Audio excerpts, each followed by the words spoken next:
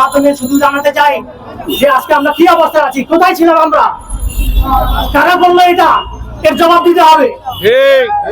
এই নজরুল, এই খালেদ, এটা আপনার খুঁজে বের করতে হবে।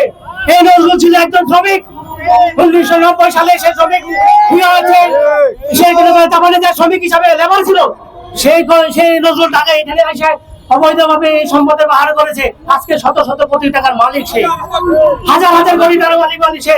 আজকে সে ঘুরে বেড়ায়, সে ইফতার পার্টি করে মানুষকে সাংবাদিককে দাওয়াত দেয় কেন? আর আজকে আমরা পথের ভিখারি হয়ে গেছি কেন? এর জবাব কে দিবে? এ দায় কার? এ দায় রাষ্ট্রের, এ দায় কর্তৃপক্ষের, নিয়ন্ত্রণ সংস্থার। আমরা কেন আজকে 20 বছর পরে রাস্তা নামতে হবে? আমরা তো আজকে দেশের কর্ম কাজ করতে হবে। এখন প্রধানমন্ত্রীর দিনে আজকে আমরা অসহায় অবস্থায় দাঁড়াইছি আপনাদের সামনে।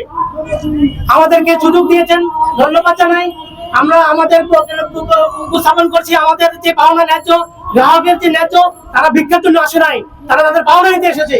আজকে যারা অসহায় দরিদ্র মানুষের টাকা লুটপাট করেছে, তাদের বিচারের মুখোমুখি করার দায়িত্ব সবার, আপনার আমাদের রাষ্ট্রের সবার, নিয়ন্ত্রণ সংস্থার। আমি অবিলম্বে এই নজরুল দুর্নীতিবাজ নজরুলের গ্রেফতার দাবি জানাই। আপনার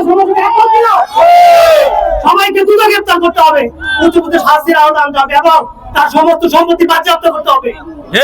এই টাকা দিয়ে সে যে রাজপাশন করেছে, এই টাকা বিক্রি করে, যন্ত্রপাতি বিক্রি করে গ্রাহকের টাকা পরিশোধ করতে হবে।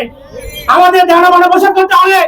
যারা চলে গেছে, এই যে আজকে আমাদের এই পর্যন্ত প্রায় 2000 কর্মকর্তা চলে গেছে, তাদের দেওয়ানা পাওনা দিতে পারে নাই এই দুই কার্পেটের কারণে। তাদের থেকে সম্পত্তি উদ্ধার করে টাকা তাদের বিরুদ্ধে আমাদের ন্যায্য পাওনা পরিশোধ করতে হবে।